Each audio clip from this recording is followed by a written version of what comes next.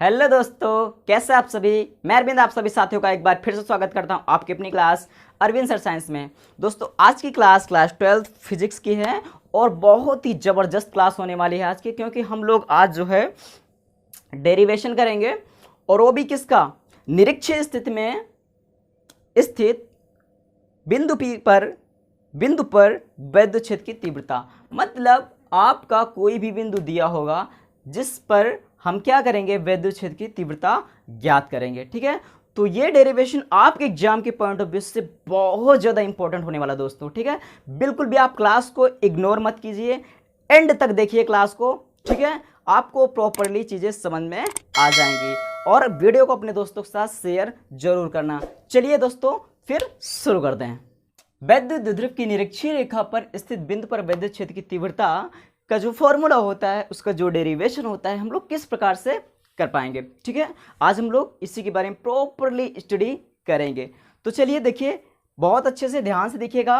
ठीक है, चलो देखो यहाँ पर जो हमारा मेन टॉपिक मैंने आपको पहले ही बता दिया कि हम क्या करेंगे, एक वैद्युत द्विध्रुव लेंगे। ठीक है, अगर आपको वैद्युत द्विध्रुव के बारे में नहीं पता मेरे दोस्तों, तो मैं आपको फिलहाल बता दे रहा हूं कि वैद्युत द्विध्रुव एक ऐसा सिस्टम होता है, एक ऐसा निकाय होता है जिसमें दो बराबर परंतु विपरीत प्रकार के आवेश एक दूसरे से अल्प दूरी पर स्थित होते हैं। ऐसे सिस्टम को, ऐसे निकाय को हम वैद्युत द्विध्रुव बोलते हैं। जैसे यहाँ पर क्या है, -q + q, ये दो विपरीत प्रकार के, लेकिन इनका जो परिमाण है वो क्या है, बराबर है। दोनों आवेशों का मान क्या है, बराबर, लेकिन विपरीत हैं, एक दूसरे से अल्प दूरी। इनके बीच की दूरी की मैं बात करूं फाइनली तो कितनी होगी, 2l।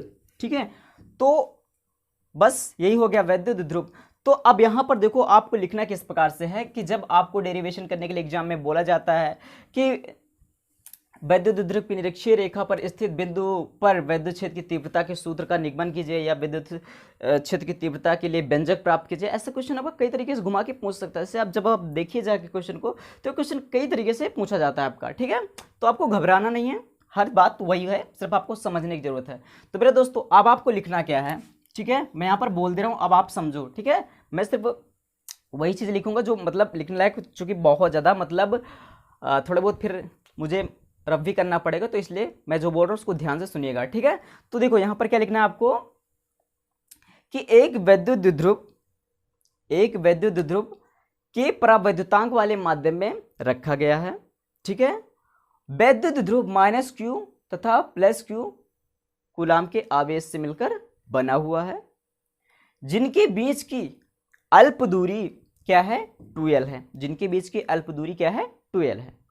वैद्युत द्विध्रुव के मध्यस्थ बिंदु, मतलब मध्य बिंदु O से r मीटर की दूरी पर एक बिंदु P है, जिस पर वैद्युत क्षेत्र की तीव्रता ज्ञात करनी है। देखो फ्रेंड्स, अक्षीय और निरक्षीय में डिफरेंस क्या होता है ये आप समझ लो पहले, अक्षीय और निरक्षीय।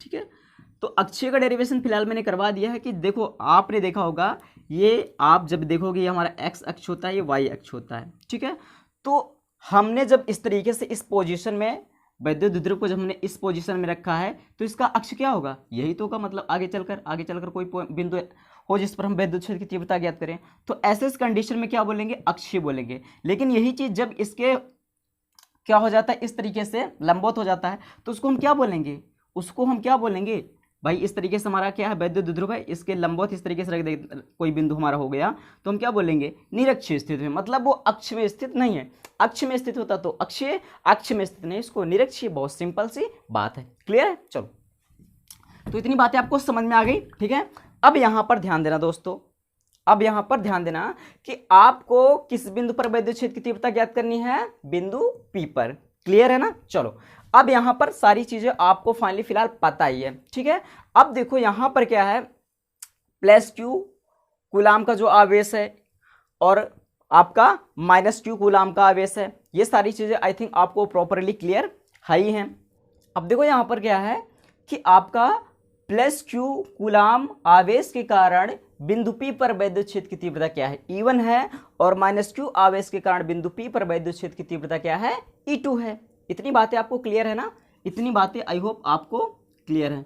ठीक है, चलो अब यहां पर ध्यान दो मेरे दोस्तों, तो यहां पर हम क्या लिख सकेंगे, अगर मैं बोलूं BP की दूरी, ठीक है, क्या मैं बोलूं, अगर मैं बोलूं बीपी की दूरी क्या हो जाएगी, ठीक है। चलो यहां पर फिलहाल मैं लिखते चल रहा हूं, आवेश प्लस क्यू के कारण प्लस क्यू तथा, डायरेक्टली मैं लिख दे रहा हूं, ठीक है, आवेश प्लस क्यू तथा माइनस क्यू के कारण बिंदु P पर वैद्युत क्षेत्र की तीव्रता क्रमशः E1 तथा E2 है। समझ में आ रही है मेरे दोस्तों। हमें क्या करना है, इसी बिंदु पर तो क्या करना है, विद्युत क्षेत्र की तीव्रता निकालना है। तो मैंने यहां पर क्या बताया, प्लस Q कूलाम आवेश के कारण बिंदु P पर विद्युत क्षेत्र की तीव्रता क्या है, E1 है, और माइनस Q आवेश के कारण बिंदु P पर विद्युत क्षेत्र की तीव्रता क्या है, E2 है। क्लियर है। चलो ठीक है, अब देखो यहां पर क्या करना है आपको, यहां पर मैं लिखूं E1 बराबर, ठीक है, E1 बराबर अगर मैं लिखूं तो क्या हो जाए आपका 1/4 पाई एप्सिलॉन नॉट के, और आपका क्या हो जाएगा Q अपान, अब Q अपान के बाद हम क्या लिखेंगे, Q अपान में क्या लिखते हैं, हम डिस्टेंस लिखते हैं, दूरी ही लिखते हैं। अब मेरे दोस्तों ये देखो दूरी क्या हो जाएगी, अब सबसे बड़ी प्रॉब्लम क्या है, आपको दूरी लिखना है। मतलब कि अगर हम प्लस Q आवेश के कारण बिंदु P पर विद्युत क्षेत्र की तीव्रता निकाल रहे हैं तो कहीं ना कहीं हमें B और P के बीच की दूरी भी हमें लिखना पड़ेगा, लेकिन हमें यहाँ B और P के बीच की दूरी की मैं तो कोई जिक्र ही नहीं किया गया इसके बारे में। तो जब जिक्र नहीं किया गया तो करना क्या, हमें निकालना पड़ेगा मेरे भाई, हमें निकालना पड़ेगा। कैसे निकाल पाएंगे, जरा ध्यान से समझो। ये अगर मैं इस तरीके से इसको देखूँ तो एक हमारा ये क्या बन जा रहा है, इसको मगर इस तरीके से बना के देखूं, इतने पोजीशन को, ठीक है, इतने को, तो एक ट्रायंगल के फॉर्म में बन जा रहा है। तो यहां पर देखिए आप, यहां पर देखिए बिंदु B है हमारा, प्लस Q आवेश है, और ये मध्य बिंदु O है, और ये बिंदु क्या है, P है। अब इसकी दूरी क्या है, R है, आपको पता है, इसकी क्या है, L है। तो ये क्या हो गया आपका मेरे भाई, ये आपका क्या हो गया, ये आपका क्या बन गया, मुझे बता सकते हो आप, ये आपका बन गया कर्ण। क्या बन गया, कर्ण। तो आपका फार्मूला क्या होता है, कर्ण इक्वल अंडर रूट क्या होता है आपका, अंडर रूट R स्क्वायर, मतलब लंबी स्क्वायर प्लस आधार स्क्वायर, तो लंबी स्क्वायर मतलब R स्क्वायर प्लस आधार स्क्वायर मतलब L स्क्वायर। तो आपका ओवरऑल ये क्या आ गया, BP बराबर कितना आ गया आपका, BP बराबर आपका कितना आ गया मेरे दोस्तों, ये आपका आ गया R square plus L square. Clear है। मैं यहाँ भी लिख दे रहा हूँ इसको इस तरीके से, R square plus L square. इस बात को आप अच्छे से समझिएगा, ठीक है, क्लियर है ना। चलो, तो आई थिंक ये बातें आपको समझ में आ गई होंगी, ठीक है। चलो, तो यहां पर हम क्या लिख सकेंगे, यहां पर हम क्या लिखेंगे भाई, दूरी तो सब कुछ वही है, तो यहां हम लिख देंगे आपका, चलो लिख दे रहे फिलहाल में, under root R square plus L square, with का स्क्वायर भी तो करेंगे। अब किस दिशा में है ये, किस दिशा में है ये, BP की दिशा में है, ठीक है, BP दिशा में या BP की दिशा में, बात वही हुई, ठीक है।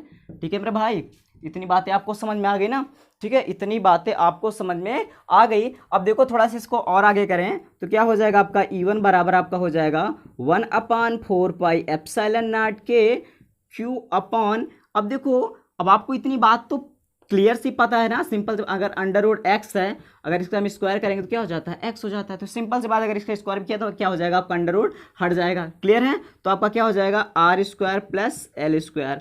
समझ में आई बातें, इतना हो जाएगा आपका।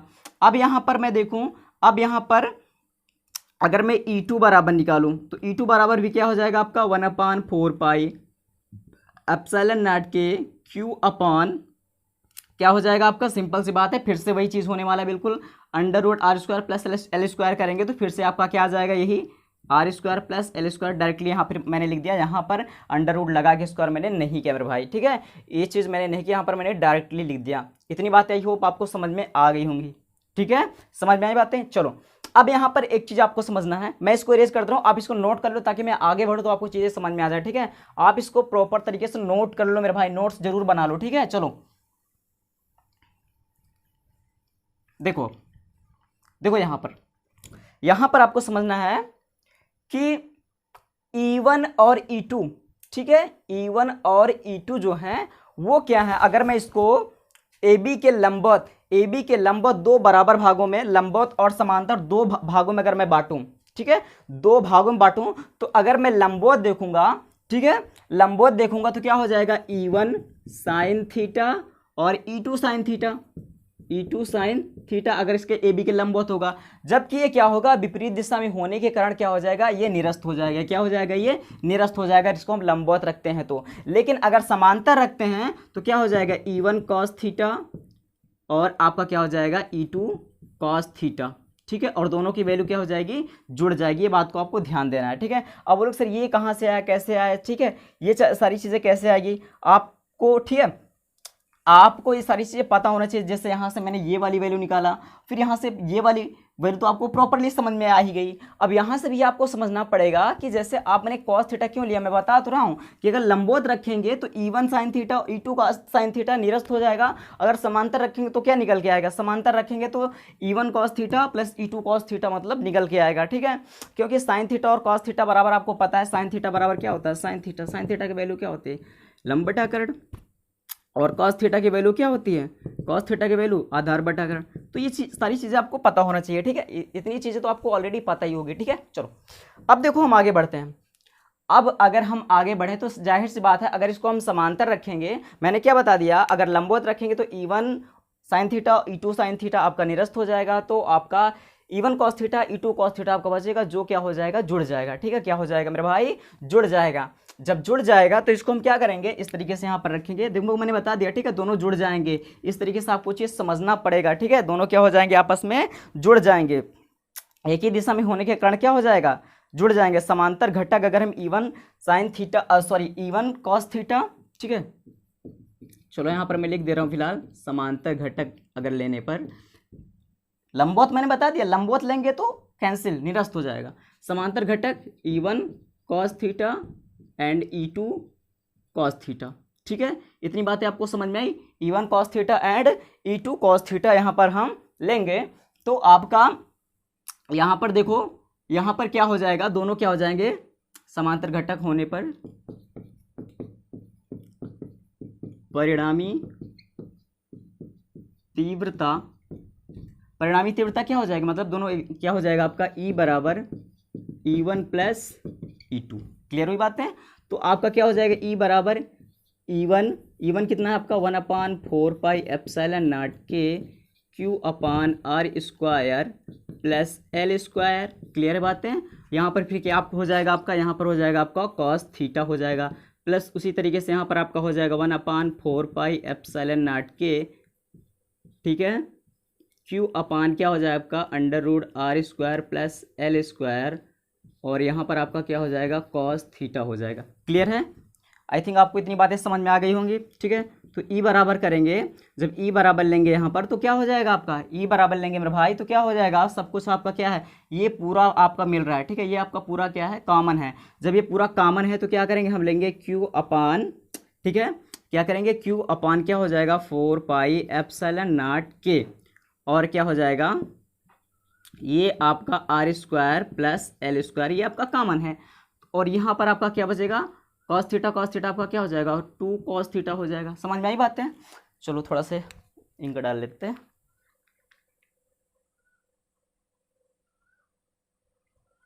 ठीक है, सब कुछ ये क्लियर दिख रहा है। चलो एक मिनट में फिर से लिख दे रहा हूँ इसको ताकि क्लियर दिखे, 2 कॉस थीटा हो गया आपका। क्लियर है।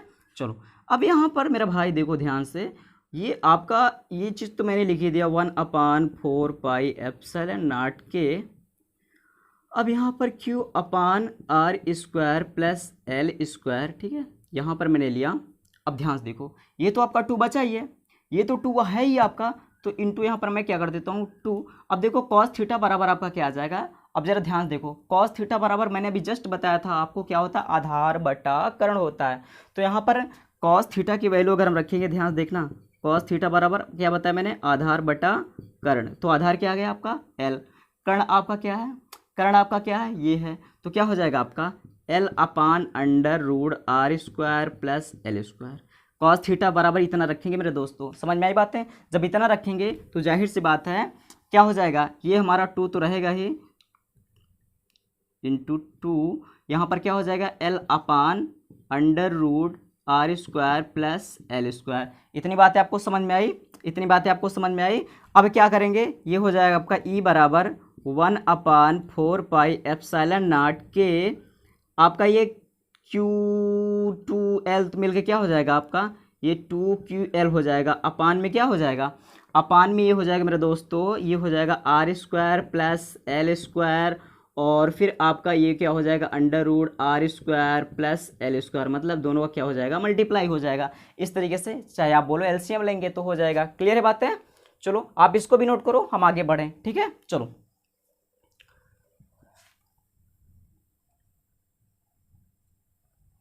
बहुत ही इंपॉर्टेंट है मेरे दोस्तों आपके एग्जाम के पॉइंट ऑफ व्यू से, ठीक है। तो इतनी सारी चीज़ें आपको ध्यान देना है, ठीक है। तो यहाँ पर मैंने क्या लिखा था, एक बार मैं इसको कोशिश करूँगा फिर से लिख दूँ, 1/4 पाई एप्सिलॉन नॉट के, यहाँ पर क्या था आपका, आई थिंक 2QL मैंने लिया था, ठीक है। 2QL अपान, यहाँ पर मैं फिर से लिख रहा हूँ उस चीज़ को, R square plus L square, यहाँ पर फिर क्या था into R under root R square plus L square, यही तो लिया था मैंने।